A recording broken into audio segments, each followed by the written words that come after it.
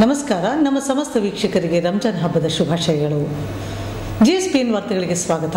ಮುಖ್ಯಾಂಶಗಳು: ಪವಿತ್ರ ರಂಜಾನ್ ಹಬ್ಬದ ಅಂಗವಾಗಿ ಮುಸ್ಲಿಂ ಬಾಂಧವರಿಂದ ಲೋಕ ಕಲ್ಯಾಣಕ್ಕಾಗಿ ಸಾಮೂಹಿಕ ಪ್ರಾರ್ಥನೆ.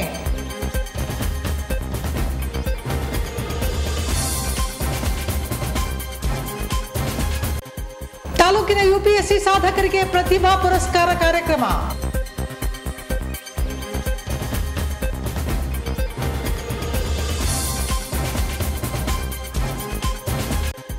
ಮತ್ತು ಹೆರಿಗೆಗೆ ದಾಖಲಾಗಿದ್ದ ಗರ್ಭಿಣಿ ಸಾವು, ವೈದ್ಯರ ನಿರ್ಲಕ್ಷ್ಯದ ಆರೋಪ, ಕುಟುಂಬದವರಿಂದ ಪ್ರತಿಭಟನೆ.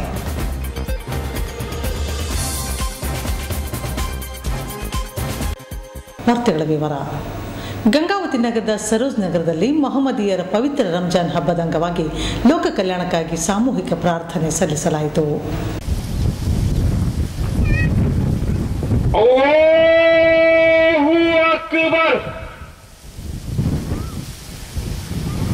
अल्लाहु अकबर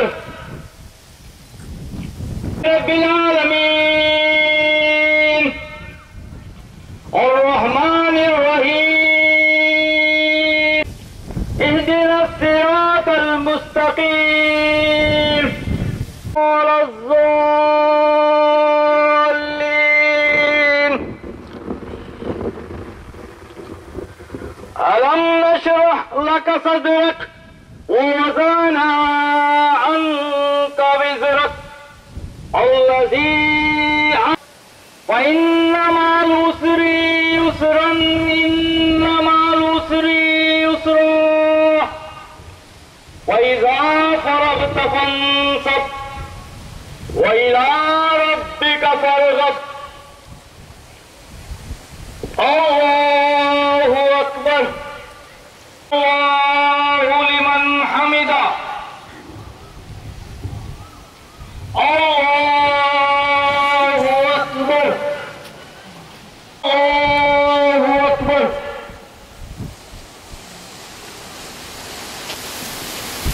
अल्लाहु अकबर. अल्हम्दुलिल्लाह मालिक यौमिद्दीन इय्याका नअबुदु व इय्याका नस्तईन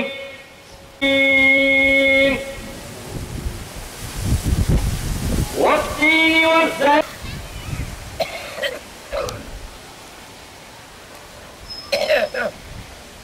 ला इलाहा इल्लल्लाह वल्लाहु अकबर अल्लाहु अकबर ला इलाहा इल्लल्लाह वल्लाहु अकबर अल्लाहु अकबर वलिल्लाहिल हम्द. अल्लाहु अकबर अल्लाह. देख लो उसके रहम करम से अपनी बिगड़ी बनाने, वो चले हैं नमाजी, वो चले हैं नमाजी, वो चले हैं नमाजी, वो चले हैं नमाजी. अल्लाहु अकबर अल्लाहु अकबर अल्लाहु अकबर अल्लाहु अकबर अल्लाहु अकबर अल्लाहु अकबर.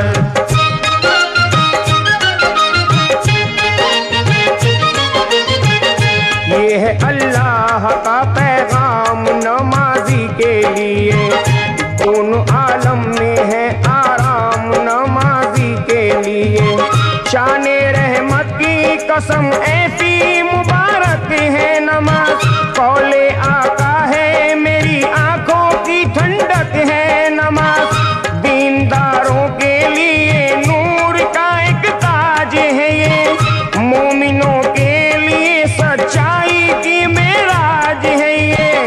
जो खुदा वाले हैं रहमत है नमाज उनके लिए, दीनो ईमान की दौलत है नमाज उनके लिए.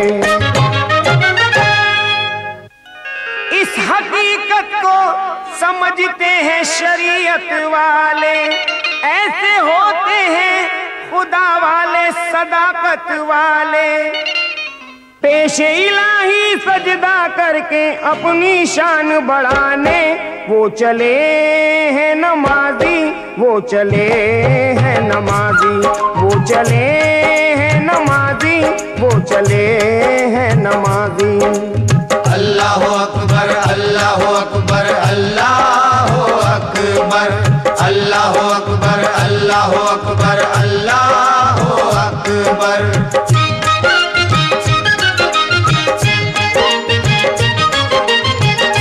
ऐसा मोमिन है नमाज़े जो कज़ा करता है, कुछ खबर है तुझे नादान ये क्या करता है।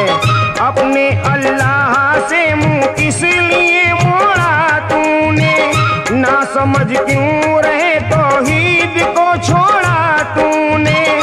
देख कुरान में अहकामे शरीयत क्या है, बंदगी के लिए आदाबे मोहब्बत क्या है। कर मोहम्मद से वफा दीन का गाजी बन जा, तुझसे कुरान ये कहता है नमाजी बन जा। यही नेकी तो वहाँ काम है आने वाली, यही नेकी तो है दोज़ख से बचाने वाली। दीन इसी का नाम है, उसके आगे सर को झुकाने वो चले हैं नमाजी।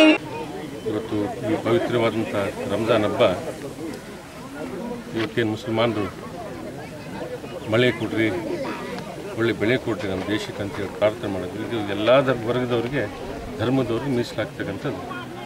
ಅದರಿಂದ ಇವತ್ತು ನಾವು ಕೂಡ ಆ ಭಗವಂತನೇ ಅಲ್ಲ ಅವ್ರನ್ನ ಈ ಸಂದರ್ಭದಲ್ಲಿ ಎಲ್ಲ ಹಿಂದೂಗಳಾಗಲಿ ಬೇರೆ ಧರ್ಮದವರಾಗಲಿ ಇವತ್ತು ನಮ್ಮ ಮನಸ್ಸಲ್ಲಿ ಕೂಡ ನಾವು ಪ್ರಾರ್ಥನೆ ಮಾಡಿ ಈ ಒಂದು ಸಾಮೂಹಿಕ ಪ್ರಾರ್ಥನೆಯಲ್ಲಿ ನಾವೆಲ್ಲರೂ ಸೇರಿಕೊಂಡು ಇವತ್ತು ಹಿಂದೂ ಮುಸ್ಲಿಂ ಭಾವೈಕ್ಯತೆ ಈ ದೇಶದಲ್ಲಿ ಮುಂದೆ ಹೋಗ್ತಾ ಇರಬೇಕು. ಯಾಕಂದರೆ ಈಗಿನ ಕಾಲದಲ್ಲಿ ವಿಶೇಷವಾಗಿ ಗಂಗಾವತಿಯಲ್ಲಿ ನಮ್ಮ ಹಿಂದೂ ಮುಸ್ಲಿಂ ಸಹೋದರರಿಗೆ ಇವತ್ತು ಸಾಕಷ್ಟು ತೊಂದರೆಗಳಾಗ್ತಕ್ಕಂಥ ಕೆಲಸ ಆಗಿದೆ ಒಂದು ವರ್ಷದ ಅಮಾಯಕರಿಗೆ. ಅದರಿಂದ ಇವತ್ತು ನಾವು ರಾಜಕೀಯ ಪಕ್ಕದಲ್ಲಿಟ್ಟು ನಾವು ಇಂಥ ಒಂದು ಪವಿತ್ರ ದಿವಸ ನಾವು ಎಲ್ಲ ಹಿಂದೂಗಳು ಮುಸ್ಲಿಮರು ಒಂದಾಗಿ ಈ ದೇಶದ ಮಕ್ಕಳಾಗಿ ಭಾರತೀಯರಾಗಿ ನಾವು ಮುಂದೆ ಹೋಗ್ತಕ್ಕಂಥ ಕೆಲಸ ಮಾಡಬೇಕು. ಮುಸ್ಲಿಂ ಧರ್ಮೀಯ ನಮಾಜ್ ಮಾಡುವ ಮುಖಾಂತರ ಧರ್ಮದ ಆಚರಣೆಯನ್ನು ಒಂದು ತಿಂಗಳದ ಉಪವಾಸ ಸತ್ರವನ್ನು ಆಚರಿಸಿ ಮನಸ್ಸು ಮತ್ತು ತಮ್ಮ ಜೀವನವನ್ನು ಶುದ್ಧೀಕರಣ ಮಾಡಲಿಕ್ಕೆ ಈ ರಂಜಾನ್ ಹಬ್ಬ ಆಚರಣೆ ಮಾಡ್ತಾ ಇದ್ದಾರೆ. ಈ ಒಂದು ಸಂದರ್ಭದಲ್ಲಿ ಒಬ್ಬ ಮುಸ್ಲಿಂ ಬಾಂಧವರು ಇವತ್ತು ಭಗವಂತನಲ್ಲಿ ಮಳೆ ಬೆಳೆ ಈ ಒಂದು ಸಂದರ್ಭದಲ್ಲಿ ಬರಗಾಲದ ಪರಿಸ್ಥಿತಿಯಲ್ಲಿ ನಮಾಜ್ ಮಾಡುವಂಥ ಸಂದರ್ಭದಲ್ಲಿ ಮಳೆ ಬರಲಿ, ಭಗವಂತ ಈ ದೇಶ ಈ ನೆಲ ಜಲವನ್ನು ಸಮೃದ್ಧಿಯಾಗಿರಲಿ ಎಂಬ ಭಾವನೆಯಿಂದ ಏನು ಅಲ್ಲಾಹನಲ್ಲಿ ಕೇಳಿಕೊಂಡು ಇವತ್ತೇನು ಮುಸ್ಲಿಂ ಧರ್ಮದ ಪ್ರತಿಯೊಬ್ಬ ಮುಸ್ಲಿಮ್ಸ್ ಹಿರಿಯರಾದಂಥ ಕಾಜಿಯವರಿಗೆ ಅನೇಕ ಈ ಧರ್ಮೀಯರಿಗೆ ಇದು ಒಂದು ಪವಿತ್ರ ಹಬ್ಬ, ಮನಸ್ಸು ಶುದ್ಧ ಮಾಡುವಂಥ ಹಬ್ಬ. ಇವತ್ತೇನು ಮನಸ್ಸದಿಂದ ಏನು ನಾವು ನಡೆದುಕೊಳ್ಳುವಂಥ ದಾರಿಯಲ್ಲಿ ಅನೇಕ ಸರಿತಪ್ಪುಗಳಾಗಿರ್ತವೆ. ಇವತ್ತು ಒಂದು ತಿಂಗಳ ಉಪವಾಸ ಇದ್ದು ಮನಸ್ಸನ್ನು ಶುದ್ಧಿ ಮಾಡುವಂಥ ಈ ಹಬ್ಬ ಅಂದರೆ ತಪ್ಪಾಗಲಿಕ್ಕಲ್ಲ ಅಂತೇಳಿ ಈ ಒಂದು ಸಂದರ್ಭದಲ್ಲಿ ರಂಜಾನ್ ಹಬ್ಬದ ಈ ಮುಸ್ಲಿಮ್ಸ್ ಬಾಂಧವರಿಗೆ ಶುಭಾಶಯಗಳನ್ನು ಹೇಳುತ್ತಾರೆ. ಗಂಗಾವತಿ ಜನರ ರಂಜಾನದ ಹಬ್ಬದ ಶುಭಾಶಯಗಳು ಅಂತೇಳಿ मैं इस्लाम को ईद उल फित्र की मुबारकबाद पेश करते हुए तमाम बरदरान इस्लाम से गुजारिश करता हूँ कि आपस में इत्तेहाद व इत्तेफाक पैदा करें और जो है गैर मुस्लिम भाइयों से भी जो है हम लोग इत्तेहाद व इत्तेफाक के साथ मिलकर रहें, क्योंकि जो है हम हिंदुस्तान में रहते हैं, यहाँ पर जो है किसी किस्म का जो है भेदभाव नहीं होना चाहिए। हम सबको जो है मिलजुल कर एक होकर एक माँ के बच्चे की तरह जो है क्या है मालूम, जब हम हिंदुस्तान में रहते हैं तो जो हम एक माँ के बच्चों की तरह जो है रहना चाहिए। ಫಕೀರನಾಗಬೇಕಾದರೆ ಮನ ಧಿಕ್ಕಾರ ಮಾಡಿಕೊಂಡಿರಬೇಕು, ನಕಾರ ಮಕಾರ ಸಿಕಾರ ವಕಾರ ಯಕಾರಗಳನ್ನು ತಿಳಿದಿರಬೇಕು. ಅಂತರಂಗವನ್ನು ಮತ್ತು ಬಹಿರಂಗವನ್ನು ಶುದ್ಧಿ ಮಾಡಿಕೊಳ್ಳೋದಕ್ಕೆ ಅಲ್ಲನ ಪ್ರಾರ್ಥನೆ ನಮ್ಮ ಜೀವನಕ್ಕೆ ಅತಿ ಮುಖ್ಯ. ಮನುಷ್ಯನ ಕಲ್ಪನೆಗೆ ನಿಲುಕಲಾರದ ಅಲೌಕಿಕ ಶಕ್ತಿಯಾಗಿರುವಂತಹ ಭಗವಂತನು ಈ ಸಂದರ್ಭದಲ್ಲಿ ನಮ್ಮ ಪ್ರಾರ್ಥನೆಗೆ ಹೋಗೊಟ್ಟು ಗಂಗಾವತಿಯ ನಗರದ ಸಮಸ್ತ ಜನತೆಯ ಮನೆ ಮನೆಗಳಲ್ಲಿ ಶಾಂತಿ ಮತ್ತು ಸೌಹಾರ್ದತೆಯನ್ನು ತುಂಬಲಿ. ಮುಂಬರುವ ದಿನಗಳಲ್ಲಿ ಗಂಗಾವತಿ ನಗರಕ್ಕೆ ಒಳ್ಳೆಯ ಮಳೆಯ ಬೆಳೆಗಳಾಗಿ ಇಲ್ಲಿರ್ತಕ್ಕಂಥ ಎಲ್ಲ ಮನುಕುಲ ಒಳ್ಳೆಯ ರೀತಿಯಿಂದ ಬದುಕಬೇಕು ಅಂತಕ್ಕಂಥ ಒಂದು ಪ್ರಾರ್ಥನೆಯನ್ನು ನಮ್ಮ ಕಾಜಿಯ ಮುಖಾಂತರ ಭಗವಂತನಿಗೆ ಪ್ರಾರ್ಥನೆ ಮಾಡಿದ್ದಾರೆ. ಈ ಪ್ರಾರ್ಥನೆ ಮುಂಬರುವ ದಿನಗಳಲ್ಲಿ ನಮ್ಮೆಲ್ಲರಿಗೂ ಒಳ್ಳೆಯದಾಗ್ತಕ್ಕಂಥ ಈ ಸಂದರ್ಭದಲ್ಲಿ ನಾವು ಪ್ರಾರ್ಥನೆಯನ್ನು ಮಾಡಿಕೊಂಡು ನಗರದ ಎಲ್ಲ ಮುಸ್ಲಿಂ ಬಾಂಧವರ ಜೊತೆಗೆ ಆಲಿಂಗನದ ಮೂಲಕ ನಮ್ಮ ಭ್ರಾತೃತ್ವವನ್ನು, ಸಹೋದರತ್ವವನ್ನು ಮತ್ತು ಅಣ್ಣ ತಮ್ಮಂದಿರೇ ಆದಿಯಾಗಿ ಇವತ್ತು ಈ ಧರ್ಮದ ಒಂದು ಪ್ರಚಾರವನ್ನು, ಈ ಧರ್ಮದ ಒಂದು ಶಾಂತಿ ಮಂತ್ರವನ್ನು ಎಲ್ಲ ಮನಸ್ಸುಗಳಿಗೂ ಎಲ್ಲ ಮೂಲೆಗಳಿಗೂ ಮುಟ್ಟುವಂಥ ಒಂದು ಶುಭ ಸಂದರ್ಭದಲ್ಲಿ ಇವತ್ತು ಈ ಒಂದು ಧಾರ್ಮಿಕ ಕಾರ್ಯದಲ್ಲಿ ಪಾಲ್ಗೊಂಡಂಥ ಕಾಜಿಯವರನ್ನ ಅಭಿನಂದಿಸುತ್ತಾ ಅದರ ಜೊತೆಗೆ ನಮ್ಮ ಎಲ್ಲ ಮುಸಲ್ಮಾನ್ ಬಾಂಧವರನ್ನ ನಾನು ಈ ಒಂದು ಶುಭ ಸಂದರ್ಭದಲ್ಲಿ ಅಭಿನಂದಿಸುತ್ತಾ ಮುಂಬರುವ ದಿನಗಳಲ್ಲಿ ನಮ್ಮ ಎಲ್ಲ ಮಾನವ ಕುಲಕ್ಕೆ ಆ ಭಗವಂತನು ಒಳ್ಳೆಯದನ್ನು ಮಾಡಲಿ, ಮಳೆ ಬೆಳೆ ಮತ್ತು ಸಕಲ ಒಂದು ಐಷಾರಾಮಿಗಳನ್ನು ಆ ಭಗವಂತ ನೀಡಲಿ ಅಂತ ಗಂಗಾವತಿಯ ಸಮಸ್ತ ಮುಸ್ಲಿಂ ಬಾಂಧವರಿಗೆ ಹಾಗೂ ನಮ್ಮ ಹಿಂದೂಗಳು ಆದಂಥ ನಮ್ಮ ಸ್ನೇಹಿತರಿಗೆ ಈ ಪವಿತ್ರ ಹಬ್ಬ ರಂಜಾನ್ ಹಬ್ಬವನ್ನು ಎಲ್ಲರಿಗೆ ಹಾರ್ದಿಕ ಶುಭಾಶಯಗಳನ್ನು ಕೇಳಿ ಗಂಗಾವತಿಯ ಮಹಾಜನತೆಗಳಿಗೆ ಸರ್ವಧರ್ಮದ ಜನರಿಗೂ ಸಹ ರಂಜಾನ್ ಹಬ್ಬದ ಪ್ರಯುಕ್ತ ಈದ್ ಉಲ್ ಫಿತರ್ದು ಹಬ್ಬದ ಶುಭಾಶಯಗಳನ್ನು ಸಲ್ಲಿಸ್ತಾ ಇದ್ದೀವಿ. ಸ್ನೇಹಿತರೆ, ಇವತ್ತಿನ ದಿವಸ ನೆಮ್ಮದಿ, ಶಾಂತಿ ಮತ್ತು ಐಕ್ಯತೆ, ಹಿಂದೂ ಮುಸಲ್ಮಾನರು ಸೌಹಾರ್ದದಿಂದ ಕೂಡಿ ಬಾಳಬೇಕಾಗಿದೆ. ಇವತ್ತು ಮಳೆ ಬೆಳೆ ಇಲ್ಲದ ಕಾರಣಕ್ಕಾಗಿ ಮಳೆ ಇಲ್ಲದೆ ಬೆಳೆ ಇಲ್ಲ, ಬೆಳೆ ಇಲ್ಲದೆ ಇವತ್ತು ಪ್ರತಿಯೊಬ್ಬರು ಕಷ್ಟದಲ್ಲಿರ್ತಕ್ಕಂಥ ವಾತಾವರಣ ಸೃಷ್ಟಿಯಾಗಿತ್ತು.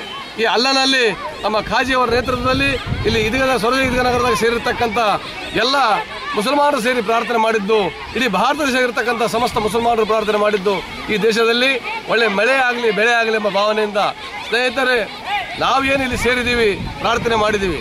ಎಲ್ಲ ಸಮುದಾಯದವರೆಗೂ ರಂಜಾನ್ ಹಬ್ಬದ ಶುಭಾಶಯಗಳು.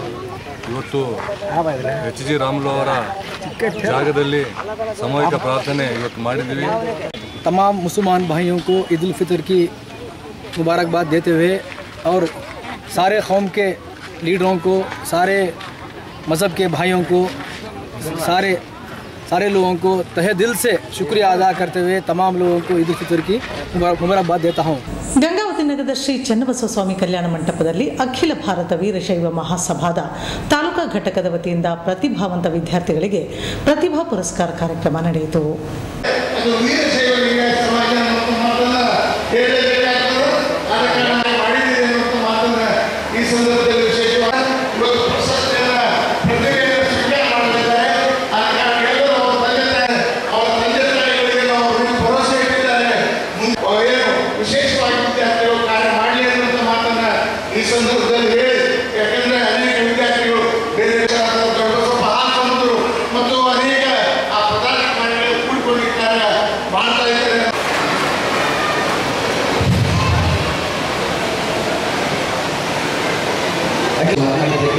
ತಮ್ಮೆಲ್ಲರ ಪರವಾಗಿ ಅವರಿಗೆ ತುಂಬ ಧನ್ಯವಾದಗಳನ್ನು ಸಲ್ಲಿಸ್ತಾ ಇದ್ದಾರೆ.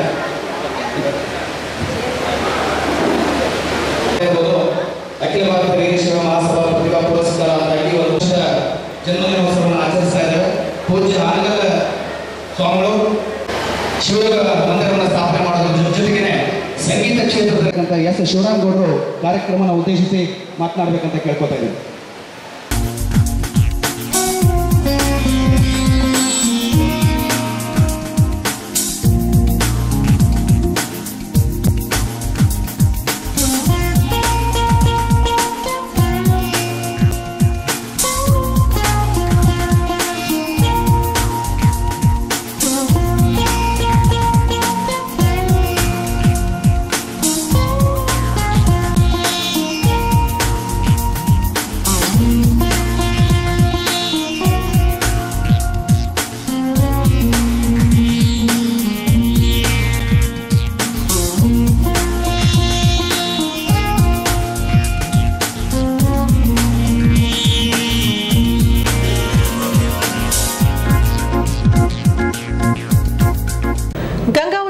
ಶ್ರೀ ಚನ್ನಬಸವ ಸ್ವಾಮಿ ಕಲ್ಯಾಣ ಮಂಟಪದಲ್ಲಿ ಅಖಿಲ ಭಾರತ ವೀರಶೈವ ಮಹಾಸಭಾದ ತಾಲೂಕಾ ಘಟಕದ ವತಿಯಿಂದ ಪ್ರತಿಭಾವಂತ ವಿದ್ಯಾರ್ಥಿಗಳಿಗೆ ಪ್ರತಿಭಾ ಪುರಸ್ಕಾರ ಕಾರ್ಯಕ್ರಮ ನಡೆಯಿತು.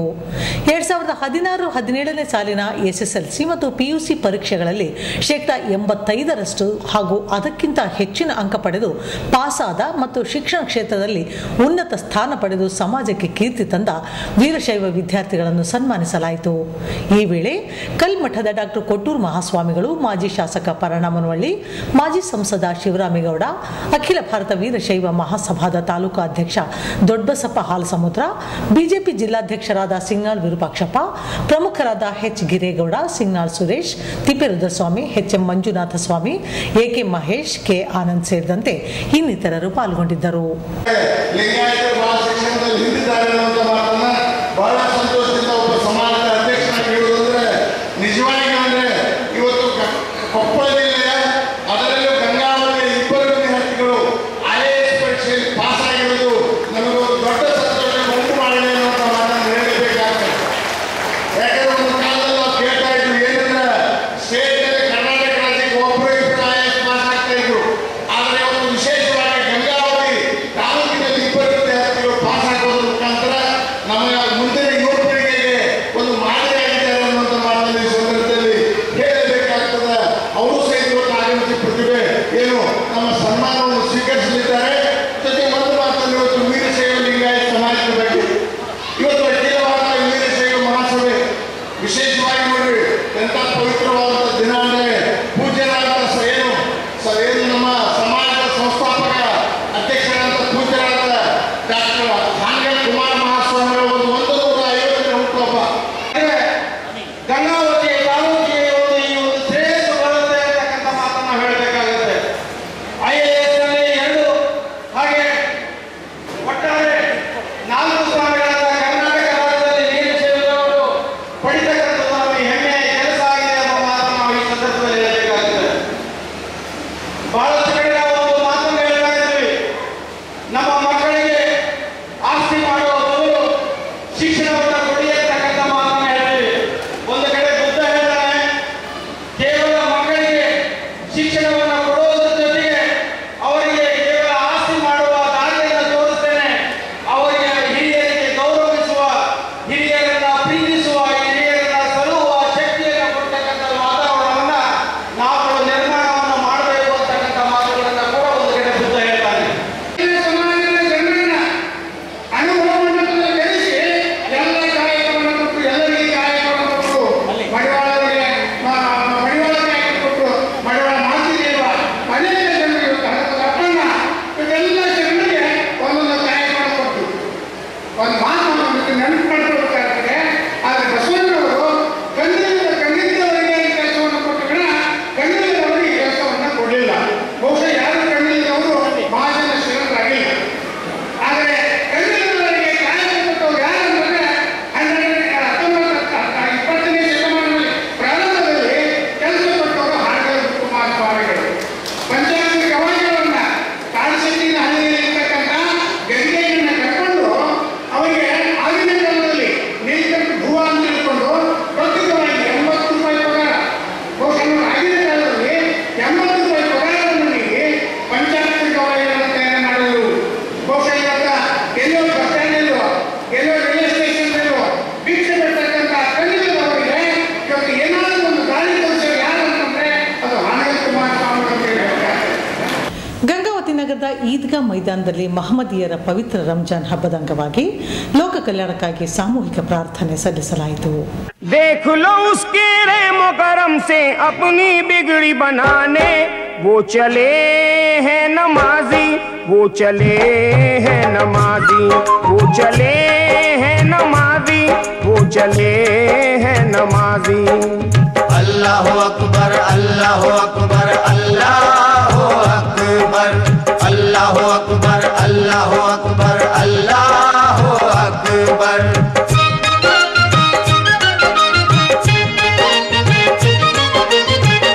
ये है अल्लाह का पैगाम नमाजी के लिए, दोनों आलम में है आराम नमाजी के लिए.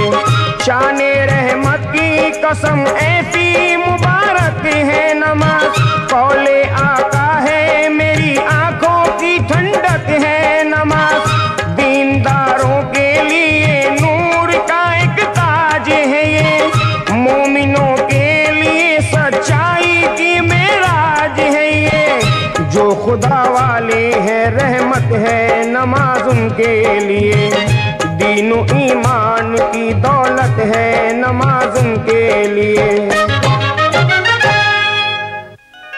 इस हकीकत को समझते हैं शरीयत वाले, ऐसे होते हैं खुदा वाले सदाकत वाले, पेश इलाही सजदा करके अपनी शान बढ़ाने वो चले हैं नमाजी, वो चले हैं नमाजी, वो चले हैं नमाजी, वो चले हैं नमाजी।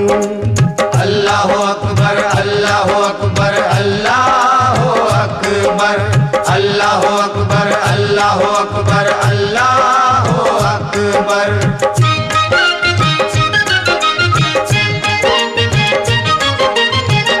कैसा मोमिन है नमाज़े जो कज़ा करता है, कुछ खबर है तुझे नादान ये क्या करता है, अपने अल्लाह से मुंह इसलिए मोड़ा तूने, ना समझ क्यों रहे तौहीद को छोड़ा तूने, देख कुरान में अहकामे शरीयत क्या है, बंदगी के लिए आदाबे मोहब्बत क्या है, कर मोहम्मद से वफा दीन का गाजी बन जा, उससे कुरान ये कहता है नमाजी बन जा। यही नेकी तो वहाँ काम है आने वाली, यही नेकी तो है दोज़ख से बचाने वाली, दीन इसी का नाम है उसके आगे सर को झुका। ಗಂಗಾವತಿ ತಾಲೂಕಿನ ಸಮಸ್ತ ಮುಸ್ಲಿಂ ಬಾಂಧವರಿಗೆ ಪವಿತ್ರ ರಂಜಾನ್ ಹಬ್ಬದ ಶುಭಾಶಯಗಳು।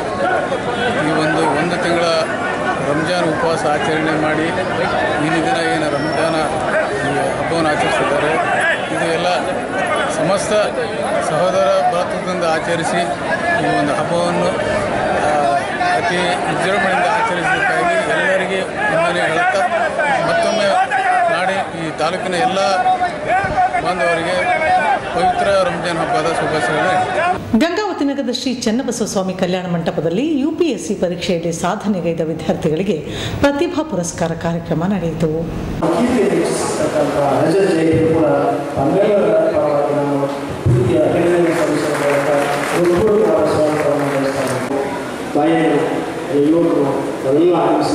ತಮ್ಮೆಲ್ಲರೂ ಕೂಡ ನಾನು ಪಾಂಡೇಟಿ ಕುಟುಂಬದ ಪರವಾಗಿ ಮತ್ತು ಆಯೋಜಕರ ಪರವಾಗಿ ಪ್ರೀತಿಯ ಗೌರವದ ಸ್ವಾಗತವನ್ನು ಬಯಸ್ತಾ ಇದ್ದೇನೆ। ನಮಸ್ಕಾರ।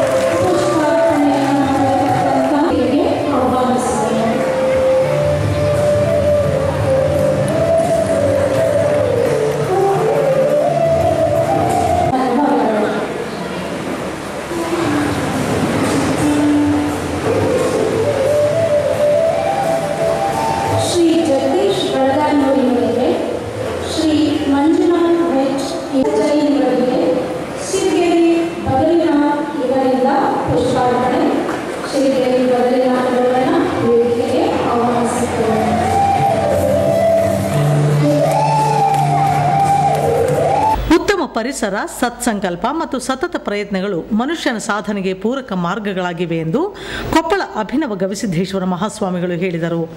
ನಗರದ ಪಾನಘಂಟಿ ಕುಟುಂಬ ಸಿಬಿಎಸ್ ಕಲ್ಯಾಣ ಮಂಟಪದಲ್ಲಿ ಹಮ್ಮಿಕೊಂಡಿದ್ದ ಇತ್ತೀಚೆಗೆ ಪ್ರಕಟವಾದ ಕೇಂದ್ರ ಸರ್ಕಾರದ UPSC ಪರೀಕ್ಷೆಯಲ್ಲಿ ಉತ್ತೀರ್ಣರಾಗಿರುವ ನಗರದ ವಿನೋದ್ ಪಾಟೀಲ್, ನವಲಿ ಗ್ರಾಮದ ಜಗದೀಶ್ ಬಳಗಾನವರು ಮತ್ತು PUC ದ್ವಿತೀಯ ವರ್ಷದ ಕಾಮರ್ಸ್ನಲ್ಲಿ ರಾಜ್ಯಕ್ಕೆ ಪ್ರಥಮ ರ್ಯಾಂಕ್ ಗಳಿಸಿರುವ ಲತಾ ಶ್ರೀಧರ್ ಪುತ್ರ ಸಾಯಿ ಸಮರ್ಥ್ ಪಾನ್ಗಂಟೆ ಅವರಿಗೆ ಹಮ್ಮಿಕೊಂಡಿದ್ದ ಸನ್ಮಾನ ಕಾರ್ಯಕ್ರಮದಲ್ಲಿ ಆಶೀರ್ವದಿಸಿ ಅವರು ಮಾತನಾಡಿದರು.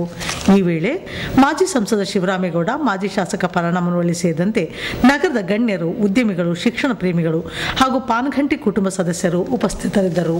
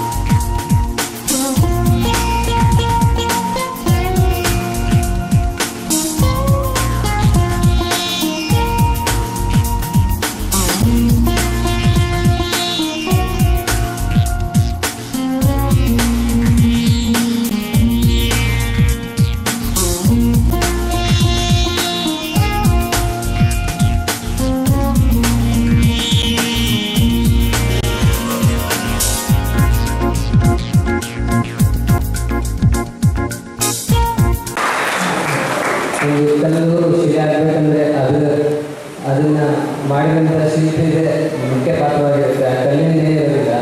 ಹಾಗೆ ನನಗೇನಾದರೂ ಸ್ವಲ್ಪ ಸಾಧನೆ ಮಾಡೋಕ್ಕೆ ಸಾಧ್ಯ ಆಯ್ತಂದರೆ ನನ್ನ ಅಪ್ಪ ಅಮ್ಮ ಎಲ್ಲ ಬಂಧುಗಳ ಪರಿಶ್ರಮ ಹಾಗೂ ನನ್ನ ಗುರು ಹಿರಿಯರು ಹೇಳ್ಕೊಟ್ಟು ಮಾರ್ಗದರ್ಶನ ಮತ್ತು ಎಲ್ಲ ಶ್ರೀಗಳ ಆಶೀರ್ವಾದದಿಂದ ಸಾಧ್ಯ ಆಯಿತು. ನಾವು ಓದಿದ್ದು ಶ್ರೀ ಸತ್ಯಸಾಯಿ ಲೋಕಸೇವಾ PU ಕಾಲೇಜ್ ಅಡಕೆಯಲ್ಲಿ. ಅಲ್ಲಿ ನಮ್ಮ ಮಾರ್ಕ್ಸ್ಗಿಂತ ಮ್ಯಾಟರ್ ಆಗೋದು ನಮ್ಮ ಕ್ಯಾರೆಕ್ಟರ್. ಆ ಥರ ಒಂದು ಸಂಸ್ಥೆಯಲ್ಲಿ ಓದೋದಕ್ಕೆ ನಾನು ನಿಜವಾಗ್ಲೂ ಪುಣ್ಯ ಮಾಡಿದ್ದೆ.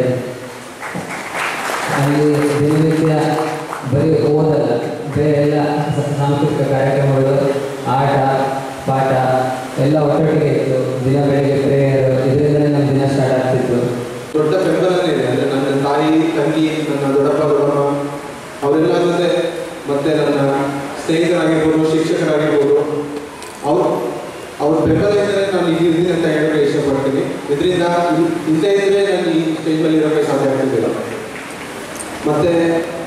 ಮತ್ತು UPSC ಒಂಥರ ಈ ಎಕ್ಸಾಮ್ ಒಂಥರ ತಪಸ್ಸು ಅಂತ ಹೇಳ್ತಾರೆ. ಬಟ್ ಈ ಎಕ್ಸಾಮ್ ತಪಸ್ಸೇನಲ್ಲ. ನಾವೇನಾದರೂ ಇಷ್ಟಪಟ್ಟು ಏನಾದರೂ ಹೋದರೆ ಆರಾಮಾಗಿ ಇದು ನಮ್ಮ ದಾರಿ ಸುಗಮವಾಗಿ ಅಂತ ಹೇಳೋಕ್ಕೆ ಇಷ್ಟಪಡ್ತೀನಿ. ಈ ಎಕ್ಸಾಮ್ ಬಗ್ಗೆ ಅವೇರ್ನೆಸ್ ಇಲ್ಲ ಇದೆ ಆ್ಯಕ್ಚುಲಿ ನಮ್ಮ ಭಾಗದ ಕಡೆ. ಸೊ ಚಿಕ್ಕ ಒಂದು ಇಂಟ್ರೊಡಕ್ಷನ್ ಕೊಡ್ತೀನಿ ಎಕ್ಸಾಮ್ ಬಗ್ಗೆ. ಸೊ ಈ ಎಕ್ಸಾಮ್ ಫಸ್ಟು ಒಂದು ಪ್ರಿಲಿಮ್ಸ್, ಮೇನ್ಸ್ ಅಂತ ಮತ್ತು ಇಂಟರ್ವ್ಯೂ ಸ್ಟೇಜ್ ಅಂತ 3 ಸ್ಟೇಜ್ ಇರುತ್ತೆ. ಪ್ರತಿ ಸ್ಟೇಜಲ್ಲೂ ವಿಧವಾಗಿ ಇರುತ್ತೆ. ಅಂದರೆ ಈಗ ಪ್ರಿಲಿಮ್ಸಲ್ಲಿ ನಮ್ಮ ನಾಲೆಜ್ ಚೆಕ್ ಮಾಡ್ತಾರೆ, ಮೇನ್ಸಲ್ಲಿ ನಮ್ಮ ಎಷ್ಟು ಯಾವ ಒಂದು ವಿಷಯನ ಅರಿತುಕೊಂಡು ನಾವು ಯಾವ ರೀತಿ ಇದ್ದ ದೃಷ್ಟಿಕೋನಗಳಿಂದ ನಾವು ಅದನ್ನು ಅನಲೈಸ್ ಮಾಡ್ತೀವಿ ಅದನ್ನು ಚೆಕ್ ಮಾಡ್ತಾರೆ. ಪ್ರತಿಭೆಗಳಲ್ಲ ಈ ಅವ್ರಿಗೆಲ್ಲರಿಗೂ ನಾನು ತೋಟದಲ್ಲಿ ಬಂದೆ, ಇಲ್ಲಿ ಬಂದು ನಮ್ಮ ಗಂಗಾವತಿ ಆಗ್ತದೆ ಪ್ರೋಗ್ರಾಮ್ ನೋಡಿ ಈ ಪ್ರೋತ್ಸಾಹ ಬಹುಶಃ ಯಾರೂ ಕೊಡಲಿಕ್ಕಿಲ್ಲ.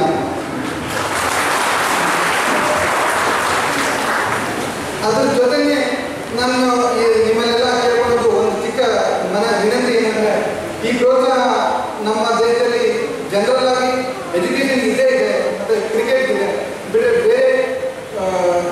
ರಂಗಗಳಲ್ಲಿ, ಬೇರೆ ಕ್ಷೇತ್ರಗಳಲ್ಲಿ ಅಷ್ಟೇ ಕಾಣಬರುತ್ತಿಲ್ಲ. ಬಟ್ ನಾನು ನಿಮ್ಮ ಎಲ್ಲ ಪಾಲಕರಲ್ಲಿ, ಪೇರೆಂಟ್ಸಲ್ಲಿ ಮನವಿ ಮಾಡ್ಕೊಳ್ಳೋದಂದರೆ, ನಿಮ್ಮ ಮಕ್ಕಳು ಯಾವುದೇ ಫೀಲ್ಡಲ್ಲಾಗಲಿ, ಯಾವುದೇ ಕ್ಷೇತ್ರದಲ್ಲಾಗಲಿ ಇಷ್ಟ ಇದ್ದರೆ, ಪ್ಯಾಷನ್ ಇದ್ದರೆ ಅದನ್ನು ಕಂಟಿನ್ಯೂ ಮಾಡೋಕ್ಕೆ ಅವಕಾಶ ಮಾಡಿಕೊಡಿ. ಯಾಕಂದರೆ ನಾವು ಇವತ್ತು ಸಚಿನ್ ತೆಂಡೂಲ್ಕರ್ನ ಕೂಡ ಅಷ್ಟೇ ರೆಸ್ಪೆಕ್ಟಿಂದ ನೋಡ್ತೀವಿ, ಎಷ್ಟು ಲತಾ ಮಂಗೇಶ್ಕರ್ನ ನೋಡ್ತೀವಿ. 10% ಸಬ್ಕಾನ್ಷಿಯಸ್ಲಿ ಅದು ಆ್ಯಕ್ಟಿವೇಟ್, ಅದ್ರ ಇಂಪಾರ್ಟೆಂಟ್ ನಮ್ಮ ಬಾಡಿಯಲ್ಲಿ ಭಾಳ ಇಂಪಾರ್ಟೆಂಟು. ನಾವು ಏನೇ ಮಾತಾಡ್ತೀವಿ ಅದಕ್ಕೆ ಅದು ಎಸ್ ಅಂತ ಇರುತ್ತೆ. ಸೊ ಇದರಿಂದ ಒಂದು ಸ್ಟೋರಿ ಹೇಳ್ತೀನಿ. ಒಬ್ಬ ಚೇಂಜ್ ನಂಬರ್ ಇರ್ತಾನೆ, ಅವನು ಫ್ರೆಂಡ್ ಸ್ಮೋಕ್ ಮಾಡಲ್ಲ, ಆದರೂ ಎಷ್ಟು ಪರ್ಯಂತ ನಂತರ ಸೆನ್ಸ್ ಮಗ ನನ್ನ ಕಣ್ಣಿಗೆ ಸ್ಮೋಕ್ ಮಾಡ್ಕೊಂಡು ಅಂತ ಹೇಳ್ತಾನೆ. ಅವನು ಆಯಿತು ಅಂತ ಹೇಳಿ ಸ್ಮೋಕ್ ಮಾಡ್ತಾನೆ. ಹೆಂಗಿತ್ತು ಅಂತ ಕೇಳಿದಾಗ ಭಾಳ ಒಳ್ಳೆಯದಿತ್ತು ಅಂತ ಹೇಳ್ತಾನೆ. ಫಸ್ಟ್ ಟೈಮ್ ಅವನಿಗೆ ಇಷ್ಟ ಆಗಿರಲ್ಲ, ಆದರೂ ಅವನು ಆ ಸ್ಟೇಟ್ಮೆಂಟ್ ಹೇಳೋದಕ್ಕೆ ಮೈಂಡ್ ಎಸ್ ಇರುತ್ತೆ. ಸೆಕೆಂಡ್ ಟೈಮ್ ಅವನಿಗೆ ಸ್ಮೋಕ್ ಮಾಡಬೇಕಂತ ಅನಿಸುತ್ತೆ. ಆಮೇಲೆ ಅವನು ಸೆನ್ಸ್ ಮಗ ಆಗ್ತಾನೆ. ಅದಕ್ಕೆ ನಾವು ಯಾವಾಗಲೂ ಅಂತ ಸ್ಟೇಟ್ಮೆಂಟ್ಸ್ ಹೇಳಬಾರ್ದು, ನಮಗೆ ಅನಿಸಿದೆ ಹೇಳಬೇಕು. ಈಗ ನೋಡಿ, ತಾಯಿಯ ಗರ್ಭದಿಂದ ಮಗು ಭೂಮಿಗೆ ಬಿದ್ದಾಗ ಮಾಡುವ ಮೊಟ್ಟ ಮೊದಲ ಕೆಲಸ ಯಾವುದು? ತಾಯಿಯ ಗರ್ಭದಿಂದ ಮಗು ಭೂಮಿಗೆ ಬಿದ್ದಾಗ ಮಾಡುವ ಮೊಟ್ಟ ಮೊದಲ ಕೆಲಸ ಅಂದ್ರೆ ಉಸಿರು ತಗೊಳ್ಳೋದು. ಮತ್ತು ಮನುಷ್ಯ ಭೂಮಿಯನ್ನು ಬಿಟ್ಟು ಹೋಗುವಾಗ ಮಾಡುವ ಕೊನೆಯ ಕೆಲಸ ಅಂದರೆ ಉಸಿರು ಬಿಡೋದು. ಮನುಷ್ಯ ತಾಯಿಯ ಗರ್ಭದಿಂದ ಭೂಮಿಗೆ ಬಂದಾಗ ಮಾಡುವ ಮೊದಲನೇ ಕೆಲಸ ಉಸಿರು ತಗೊಳ್ಳೋದು, ಮತ್ತು ಕೊನೆಯ ಕೆಲಸ ಅಂತಂದ್ರೆ ಉಸಿರು ಬಿಡೋದು. ಅಂದ್ರೆ ನಾವು ಪ್ರತಿ ಕ್ಷಣ ಉಸಿರು ಬಿಡ್ತೀವಿ, ಪ್ರತಿ ಕ್ಷಣ ಉಸಿರು ತಗೊಳ್ತೀವಿ. ಯಾರಿಗೆ ಗೊತ್ತು ಒಂದು ಕ್ಷಣ ಉಸಿರು ಬಿಟ್ಟಾಗ ಹೊಳ್ಳಿ ತಗೊಳ್ತೀವಿ ಅನ್ನೋ ಯಾವ ಗ್ಯಾರಂಟಿನೂ ಇಲ್ಲ. ಅದಕ್ಕಿದು ಕ್ಷಣಿಕ ಅಂತ ಬುದ್ಧ ಹೇಳಿದ. ಹೌದು, ಇದೆಲ್ಲವೂ ಸತ್ಯ. ಇದು ಗಾಳಿಗೆಟ್ಟ ದೀಪದಂಗ ಖರೆ, ಇದು ನೀರಿನ ಮೇಲಿನ ಇಬ್ಬನಿಯ ಹನಿ ಖರೆ, ಇದು ಕ್ಷಣಿಕ ಖರೆ. ಆದರೆ ಇವುಗಳನ್ನು ಮೀರಿ ನಿಲ್ಲುವ ಸಾಮರ್ಥ್ಯ, ಈ ಬದುಕಿನ ಕ್ಷಣಿಕತೆಯನ್ನು ಮೀರಿ ನಿಲ್ಲುವ ಸಾಮರ್ಥ್ಯ ಈ ಭೂಮಿಯ ಮೇಲೆ ಯಾರಿಗಾದರೂ ಇದ್ದರೆ, ಈ ಬದುಕಿನ ಕ್ಷಣಕತೆಯನ್ನು ಮೀರಿ ಶಾಶ್ವತವಾದದ್ದನ್ನು ಪಡೆಯುವ ಸಾಮರ್ಥ್ಯ, ಆ ಹಕ್ಕು ಈ ಭೂಮಿಗೆ ಯಾರಿಗೆ ಪಾಲಿಗಾದರೂ ಕೊಟ್ಟಿದ್ದರೆ, ಭೂಮಿ ಆ ಹಕ್ಕು, ಆ ರೈಟ್ಸ್ ಸಾಧಕರಿಗೆ ಮಾತ್ರ ಕೊಟ್ಟಿದೆ. ಅಂಥವ್ರು ಮಾತ್ರ ಶಾಶ್ವತವಾಗಿ. ಎಲ್ಲರಿಗೆ ಅನ್ನಿಸ್ತದಲ್ಲ, ನಾನು ಅದು ಕೇವಲ ಒಂದೇ ಕ್ಷೇತ್ರ ಅಂತಲ್ಲ, ಅದು ವಿದ್ಯಾಕ್ಷೇತ್ರ ಇರ್ಬೋದು, ಅದು ಕೃಷಿ ಕ್ಷೇತ್ರ ಇರ್ಬೋದು, ಅದು ರಾಜಕೀಯ ಕ್ಷೇತ್ರ ಇರ್ಬೋದು, ಅದು ಉದ್ಯೋಗ ಕ್ಷೇತ್ರ ಇರ್ಬೋದು. ಮನುಷ್ಯ ಒಬ್ಬ ಸಿದ್ಧಿ ಪುರುಷನಾಗಬೇಕಲ್ಲ, ಅನ್ಕೊಂಡದ್ದನ್ನು ಸಾಧಿಸಬೇಕಲ್ಲ. ನನ್ನ ಜೀವ ಹೋದರೂ ಸಹಿತ ನಾನು ಮಾಡಿರುವ ಕಾರ್ಯಗಳು ಈ ಜಗತ್ತಿನಲ್ಲಿ ಉಳಿಯಬೇಕಲ್ಲ. ಅದನ್ನು ಸಾಧಿಸಬೇಕಾದ್ರೆ ಮನುಷ್ಯ ಏನು ಮಾಡಬೇಕನ್ನೋದೇ ಪ್ರಶ್ನೆ. ಬಹಳ ದೊಡ್ಡವರು ಇದರ ಬಗ್ಗೆ ವಿಶ್ಲೇಷಣೆ ಮಾಡಿ ಅವರು 3 ಅಂಶಗಳನ್ನು ಹೇಳಿದರು. ಮನುಷ್ಯ ಏನನ್ನದು ಸಾಮಾನ್ಯ ಸಿದ್ಧಿಗಳೇ ಇರಲಿ, ಸಾಧನಾತ್ಮಕ ಸಿದ್ಧಿಗಳೇ ಇರಲಿ, ಅಲೌಕಿಕ ಸಿದ್ಧಿಗಳೇ ಇರಲಿ, ಯಾವುದೇ ಒಂದನ್ನು ಸಾಧಿಸಬೇಕಾದ್ರೆ 3 ಅಂಶಗಳನ್ನು ನಾವು ಬಹಳ ಗಮನದಲ್ಲಿಟ್ಕೋಬೇಕು. 3 ಅಂಶಗಳಿಂದ ಆ ಮನುಷ್ಯ ಬೆಳೆದು ಬಹಳ ದೊಡ್ಡವನಾಗ್ತಾನೆ. ಯಾವ 3 ಅಂಶಗಳು ಮನುಷ್ಯನ ಜೀವನದಲ್ಲಿ ಅತ್ಯಂತ ಪ್ರಮುಖ ಪಾತ್ರ ವಹಿಸ್ತಾವ ಅಂದ್ರೆ, ಒಂದನೇದು, ಒಬ್ಬ ವ್ಯಕ್ತಿ ಬೆಳೆದು ಬಹಳ ದೊಡ್ಡವನಾಗಬೇಕಾದ್ರೆ, ಅವ ಏನನ್ನಾದರೂ ಸಾಧಿಸಬೇಕಾದ್ರೆ 3 ಅಂಶ ಬಹಳ ಮುಖ್ಯ. ಅದರಲ್ಲಿ ಒಂದನೇದು ಒಳ್ಳೆಯ ಪರಿಸರ ಅವನ ಜೊತೆಗಿರಬೇಕು, ಅವ ಒಳ್ಳೆಯ ಪರಿಸರದಲ್ಲಿರಬೇಕು. ಎರಡನೇದ್ದು ಅವನೊಳಗೊಂದು ಸಂಕಲ್ಪ ಇರಬೇಕು. ಮೂರನೇದ್ದು ಅವ ಏನು ಸಂಕಲ್ಪ ಮಾಡಿರ್ತಾನಲ್ಲ ಅದನ್ನು ಸಾಧಿಸುವಡಿಯಲ್ಲಿ ಸೋಲುಗಳ ಮಧ್ಯದಲ್ಲಿಯೂ ಸಹಿತ ಬಿಡದ ಪ್ರಯತ್ನ ಇರಬೇಕು. ಇವು 3 ಇದ್ದಾಗ ಅವ ಸಾಧಿಸಲಿಕ್ಕೆ ಸಾಧ್ಯ. ಒಂದನೇದ್ದು ಒಳ್ಳೆಯ ಪರಿಸರ ಇರಬೇಕು, ಬಹಳ ಮುಖ್ಯ. ಎರಡನೇದ್ದು ಸಂಕಲ್ಪ ಇರಬೇಕು, ಮೂರನೇದ್ದು ಪ್ರಯತ್ನ ಇರಬೇಕು. ಇದು ಯಾವುದೇ ಕ್ಷೇತ್ರ ಇರಲಿ, ಒಳ್ಳೆಯ ಪರಿಸರ ಬಹಳ ಮುಖ್ಯ, ಸತ್ಸಂಕಲ್ಪ ಬಹಳ ಮುಖ್ಯ, ಪ್ರಯತ್ನವೂ ಮುಖ್ಯ. ಇದರಲ್ಲಿ ಒಂದಿರದೇ ಇದ್ದರೂ ನಡೆಯುವುದಿಲ್ಲ. ಈಗೊಂದು ಸಣ್ಣ ಬೀಜ ಇರ್ತದೆ. ಒಂದು ಬೀಜ ವೃಕ್ಷ ಆಗಬೇಕಾಗಿದ್ದರೆ ನೀವು ಆ ಬೀಜವನ್ನು ಬಂಗಾರದ್ದು ಫ್ರಿಜ್ ಮಾಡಿ ಇಟ್ಟರೆ ಆ ಬೀಜ ಬೆಳೆಯುವುದಿಲ್ಲ. ಬೀಜ ಬೆಳಿಬೇಕಾಗಿದ್ದರೆ ಅದಕ್ಕೆ ಪೂರಕವಾದಂಥ ಒಂದಿಷ್ಟು ಮಣ್ಣು, ಗಾಳಿ, ನೀರು, ಬೆಳಕು ಇದು ಇದ್ದಾಗ ಒಂದು ಸಣ್ಣ ಬೀಜ ವೃಕ್ಷವಾಗುವ ಕಡೆಯಲ್ಲಿ ಬರ್ತದೆ. ಅಂದರೆ ಪರಿಸರ ಬೇಕದು ಬೀಜ ಬೆಳಿಬೇಕಾದ್ರೆ. ಮತ್ತು ಮಣ್ಣು, ಗಾಳಿ, ನೀರು, ಬೆಳಕು ಎಲ್ಲ ಇತ್ತು. ಭೂಮಿಯ ಮೇಲೆ ಬಿದ್ದ ಬೀಜಗಳೆಲ್ಲವೂ ಗಿಡಗಳಾಗಿಲ್ಲ. ಯಾಕಾಗಿಲ್ಲ ಅಂದ್ರೆ ಎಲ್ಲಿಯವರೆಗೆ ಆ ಬೀಜದ ಅಂತರಂಗದೊಳಗೆ ನಾನು ಬೆಳೆದು ದೊಡ್ಡ ವೃಕ್ಷ ಆಗಬೇಕನ್ನುವ ಸಂಕಲ್ಪ ಇರುವುದಿಲ್ಲ, ಅಲ್ಲಿವರೆಗೆ ಅದು ಗಿಡ ಆಗುವುದಿಲ್ಲ. ಮತ್ತು ಬರೀ ಸಂಕಲ್ಪ ಇದ್ದರೆ ಸಾಲದು. ಒಂದು ಮಣ್ಣು, ಅದಕ್ಕೊಂದು ಪೂರಕ ಪರಿಸರ ಇತ್ತು, ಬೆಳೆದ ಸಸಿನೂ ಆಯ್ತು. ಇಷ್ಟು ಸಸಿ ಆದ ಕೂಡಲೇ ಒಂದಿಷ್ಟು ಅದು ಬೆಳೆಯಾಕತ್ತೈತಿ ಅಂದ್ರೆ ತುಳಿಯವ್ರು ಭಾಳ ಇರ್ತಾರೆ. ಮತ್ತು ಯಾರು ಬೆಳೀತಿರ್ತಾರೆ ಅವರಿಗೆ ತುಳಿಯವ್ರು ಭಾಳ. ಮತ್ತು ಒಂದಿಷ್ಟು ಮಂದಿ ತುಳಿತಾರ, ಗಾಳಿ ಬಿಡ್ತೈತಿ, ಮುರ್ಕೊಂಡು ಬೀಳ್ತೈತಿ, ದನ ತಿನ್ನಿಸ್ತಾರ. ಮತ್ತು ಗಾಳಿ ಬಿಟ್ಟಾಗ ಮುರ್ಕೊಂಡು ಬೀಳ್ತೈತಿ. ಒಂದು ಸಣ್ಣ ಸಸಿ ಬೆಳೆದಿತ್ತು, ಅದಕ್ಕೊಬ್ಬ ಮನುಷ್ಯ ಬಂದು ಒಂದು ಸಣ್ಣ ಕಟ್ಟಿಗೆ ಕೊಡಾಕತ್ತ, ದಂಟಿಡಾಕತ್ತ. ಅವಾಗ ಸಸಿ ಹೇಳ್ತು, ಮನುಷ್ಯನೇ ಹಿಂಗೆ ಗಾಳಿ ಬಿಟ್ಟಾಗ ತೊಂದರೆಗಳು ಬಂದಾಗ ಹೊಯ್ದಾಡುವಾಗ ನಿಮ್ಮಂಥ ಮನುಷ್ಯರಿಗೆ ಸಪೋರ್ಟ್ ಬೇಕು. ನಮಗೇನು ಸಸ್ಯಗಳಿಗೆ ಬೇಡ, ನಾವು ಮುರ್ಕೊಂಡು ಬೀಳ್ತೀವಿ ಮತ್ತು ಬೆಳೆದು ನಿಲ್ತೀವಿ. ಹೆಂಗೆ ಬೆಳೆದು ನಿಲ್ತೀವಿ ಅಂದರೆ ಒಂದು ದಿವಸ ಸುಂಟರ ಗಾಳಿ ಬೀಸಿದ್ರೂ ಸಹಿತ ನಮಗೇನು ಮಾಡೋಕ್ಕಾಗೋದಿಲ್ಲ. ಅಷ್ಟು ಭದ್ರವಾಗಿ ಈ ಭೂಮಿಯಲ್ಲಿ ಬೇರು ಬಿಡ್ತೀವಿ ನಾವು. ಪ್ರಯತ್ನ ಮೂರೂ ಬೇಕಾಗ್ತದೆ. ಪರಿಸರವೂ ಬೇಕು, ಸಂಕಲ್ಪವೂ ಬೇಕು, ಪ್ರಯತ್ನವೂ ಬೇಕಾಗ್ತದೆ. ನೆಲದ ಬುಡಕ ನೀರು ಬಕೆಟಿನ ಆಕಾರ ಆಗ್ತೈತಿ. ನೀವೊಂದು ಕೊಡ ಒಯ್ದಿಡ್ರಿ, ನೀರು ಕೊಡದ ಆಕಾರ ಆಗ್ತೈತಿ. ಒಂದು ಗಂಗಾಳ ಒಯ್ದಿಡ್ರಿ, ನೀರು ಗಂಗಾಳದ ಆಕಾರ ಆಗ್ತೈತೆ. ನೀರಿಗೆ ಆಕಾರ ಇಲ್ಲ, ಆದರೆ ನಾವು ಯಾವ ಪಾತ್ರೆಯೊಳಗೆ ಹಾಕ್ತೀವಿ ನೀರು ಅದರ ಆಕಾರ ತಾಳ್ತದೆ. ಹಾಗೆ ಮನಸ್ಸಿಗೆ ಅದರ ಆಕಾರ ಇಲ್ಲ. ನಾವು ಏನನ್ನು ನೋಡ್ತೀವಿ, ಏನನ್ನು ಕೇಳ್ತೀವಿ, ಮನಸ್ಸು ಅದರ ಆಕಾರ ಆಗ್ತದೆ. ಈಗ ನಾವಿಲ್ಲಿ ಕುಂತೀವಿ, ನಾನೊಂದು ಶಬ್ದ ಹೇಳಿದೆ ನಿಮಗೆ, ಹಿಮಾಲಯ ಅಂದೆ. ನಮ್ಮ ಕಣ್ಣು ಮನಸ್ಸುಗಳಲ್ಲಿ ಏನು ಬಂತು? ಹಿಮಾಲಯದ ಆಕಾರ ಆಗ್ತದೆ ಮನಸ್ಸು. ಅಂದರೆ ನಾವು ಏನನ್ನು ನೋಡ್ತೀವಿ, ಏನನ್ನು ಕೇಳ್ತೀವಿ, ಮನಸ್ಸು ಅದರ ಆಕಾರ ತಾಳ್ತದೆ. ಈಗ ನೀವು ನೋಡಿ, ಸುಮ್ಮನೆ ಒಂದು ಸಣ್ಣ ಉದಾಹರಣೆ ಹೇಳ್ತೇನೆ ನಿಮಗೆ. ಈಗ ಒಂದು ಕುರ್ಚಿ ಹಾಕ್ಕೊಂಡು, ಒಂದು ಟೇಬಲ್ ಹಾಕ್ಕೊಂಡು, ಆ ಟೇಬಲ್ ಮೇಲೆ ಒಂದು 4 ಹೂವು ಹಾಕ್ಕೊಂಡು ಕೂಡ್ರಿ ನೀವು, ಮನಸ್ಸು ಹೆಂಗಿರ್ತದೆ ಅವಾಗ? ನಿಮ್ಮೊಂದು ಕುರ್ಚಿ ಮುಂದೊಂದು ಟೇಬಲ್ ಹಾಕ್ಕೊಂಡು ಒಂದು 4 ಹೂವು ಹಾಕ್ಕೊಂಡು ಕೂಡ್ರಿ, ಅವಾಗ ಮನಸ್ಸು ಹೆಂಗಿರ್ತದೆ? ಮತ್ತು ಅದೇ ಟೇಬಲ್ ಮೇಲೆ ಒಂದು ಗ್ಲಾಸು ಒಂದು ಬಾಟ್ಲಿ ಇಟ್ಕೊಂಡು ಕೂಡ್ರಿ, ಅವಾಗ ಮನಸ್ಸು ಹೆಂಗಿರ್ತದೆ? ಅವಾಗ ಟೇಬಲ್ ಮೇಲೆ ಹೂವು ಇಟ್ಕೊಂಡು ಕುಂತಾಗ ಮನಸ್ಸು ಹೂವಿನ ಆಕಾರ ಆಗ್ತದೆ. ಟೇಬಲ್ ಮೇಲೆ ಬಾಟ್ಲಿ ಇದ್ದಾಗ ಮನಸ್ಸು ಬಾಟ್ಲಿ ಆಕಾರ ಆಗ್ತದೆ ಅಷ್ಟೇ. ಅದಕ್ಕೆ ಮನಸ್ಸು ಇದು ಪರಿಪೂರ್ಣ ಆಗಬೇಕು ಅಂದರೆ ಒಳ್ಳೆಯ ಪರಿಸರ ಬಹಳ ಮುಖ್ಯ ಇರ್ತದೆ.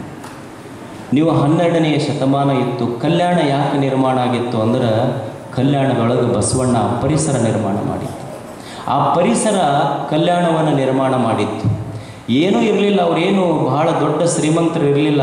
ಅವಾಗೇನು ಇವಾಗಿನ ಗತೆ ಸ್ಮಾರ್ಟ್ ಸಿಟಿ ಅಂತ ಹೇಳಿ ಅದನ್ನು ಕಲ್ಯಾಣ ಘೋಷಣೆ ಮಾಡಿದ್ದಿಲ್ಲ. ಆದರೆ ಅವರು ಬಹಿರಂಗದೊಳಗೆ ಹೊರಗೆ ಸ್ಮಾರ್ಟ್ ಇರದೇ ಇದ್ದರು, ಅವ್ರ ಹೃದಯ ಭಾಳ ಸ್ಮಾರ್ಟ್ ಇತ್ತು, ಅದಕ್ಕೆ ಅದು ಸ್ಮಾರ್ಟ್ ಸಿಟಿ ಆಗಿತ್ತು. ಏನೂ ಇರಲಿಲ್ಲ, ಆದರೂ ಎಷ್ಟು ಅದ್ಭುತ ಬದುಕು ಕಟ್ಟಿದ್ರು ಅವರು. ಏನೂ ಇಲ್ಲ. ಬಸವಣ್ಣನ ಬದುಕಿನ ಸೂತ್ರ ಇದೆ, ಬಾಗಿದ ತಲೆ ಮುಗಿದ ಕೈ, ಈ ಜೀವನ ಇದು ಕೂಡಲ ಸಂಘ ನೀಡಿದ ಭಿಕ್ಷೆ ಅಷ್ಟೇ, ಇದು ಬದುಕ. ಅಷ್ಟು ಸುಂದರವಾಗಿತ್ತು. ಏನು ಎಂಥೆಂಥವ್ರು ನಿರ್ಮಾಣ ಆದರು.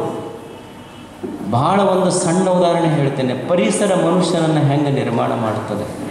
ಅಲ್ಲೊಬ್ಬಕ್ಕೆ ಕಸ ಹೊಡೆಯುವ ಹೆಣ್ಮಗಳಿದ್ಲು. ಆಕೆ ಹೆಸರು ಸತ್ಯಕ್ಕ. ಆಕೆ ಶಾಲೆ ಓದಿಲ್ಲ, ಯೂನಿವರ್ಸಿಟಿ ಕಟ್ಟಿ ಹತ್ತಿಲ್ಲ.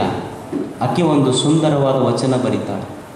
ನಾವು ಇವತ್ತು ಶಾಲೆ ಕಲಿತವರು, ವಿಶ್ವವಿದ್ಯಾಲಯಗಳ ಕಟ್ಟೆ ಹತ್ತಿದವರು, ಬಹಳ ಜ್ಞಾನಿಗಳು, ಪಂಡಿತರು ಅಂತ ಹೇಳಿಕೊಂಡವರು ಸಹಿತ ಈ ಮಾತನ್ನು ಗಮನಿಸಬೇಕು. ಪರಿಸರ ವ್ಯಕ್ತಿಯನ್ನು ಹೆಂಗೆ ನಿರ್ಮಾಣ ಮಾಡ್ತದೆ.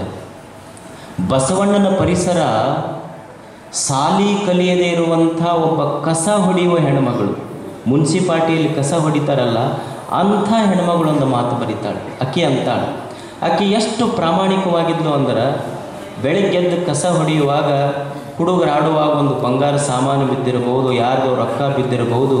ಸತ್ಯಕ್ಕ ಅಂತಾಳೆ, ಬಟ್ಟೆಯಲ್ಲಿ ಬಿದ್ದ ಹಣ್ಣು ವಸ್ತ್ರ ಕೈ ಮುಟ್ಟಿ ಎತ್ತಿದ ನಾದಡೆ ನಿಮ್ಮಾಣೆ ನಿಮ್ಮ ಪ್ರಮಥರ. ದೇವರೇ, ನಾನು ಬೆಳಿಗ್ಗೆದ್ದು ಕಸ ಹೊಡಿತಿರ್ತೀನಿ, ಇದು ನನ್ನ ಕಾಯಕ.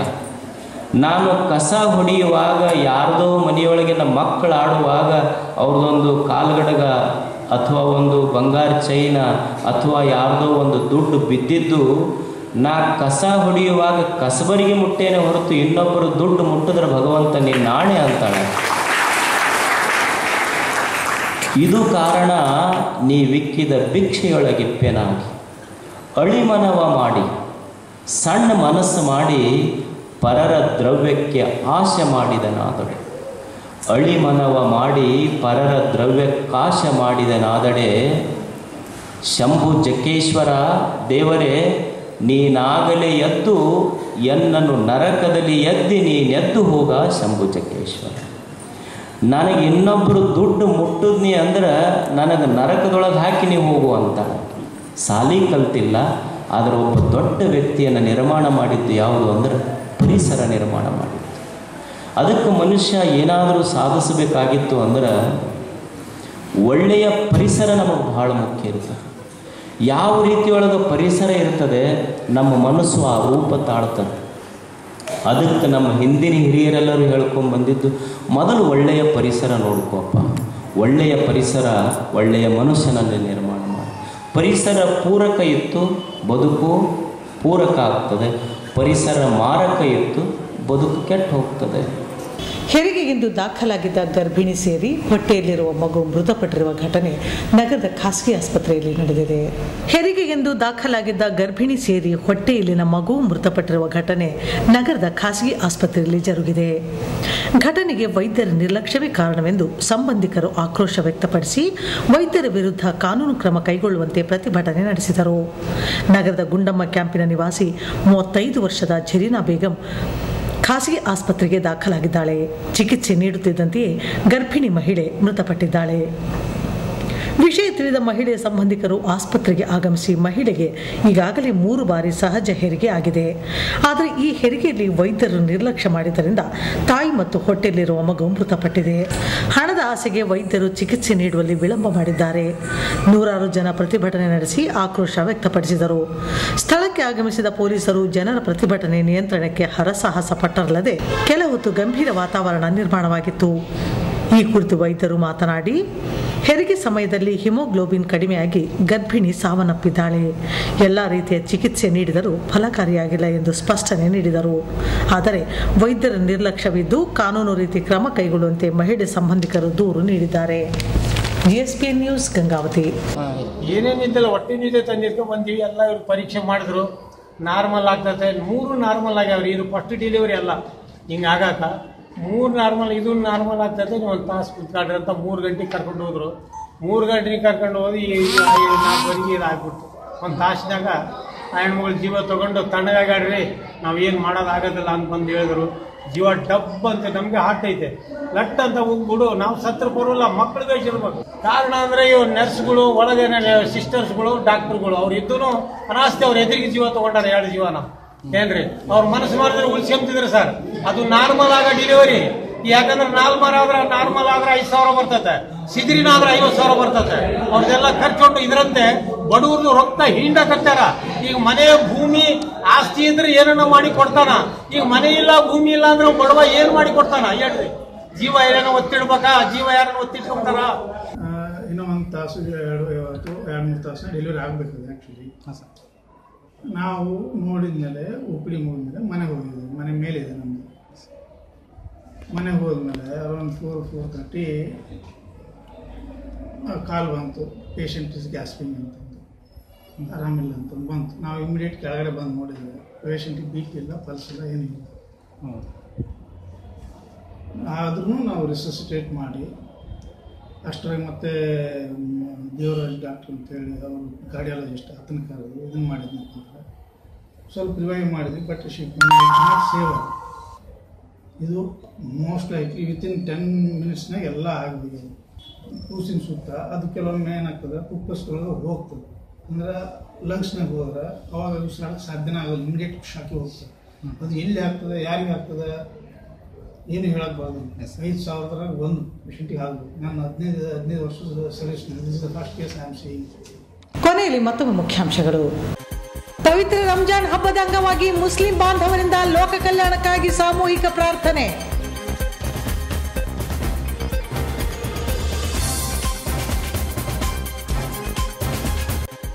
ತಾಲೂಕಿನ UPSC ಸಾಧಕರಿಗೆ ಪ್ರತಿಭಾ ಪುರಸ್ಕಾರ ಕಾರ್ಯಕ್ರಮ.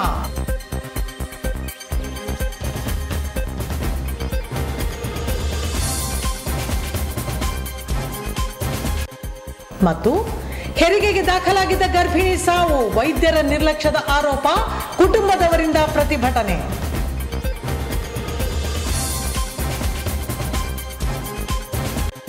ಮುಂದಿನ GSPN ವಾರ್ತಾ ಸಂಚಿಕೆಯೊಂದಿಗೆ ಮತ್ತೆ ಭೇಟಿಯಾಗೋಣ. ವಂದನೆಗಳು.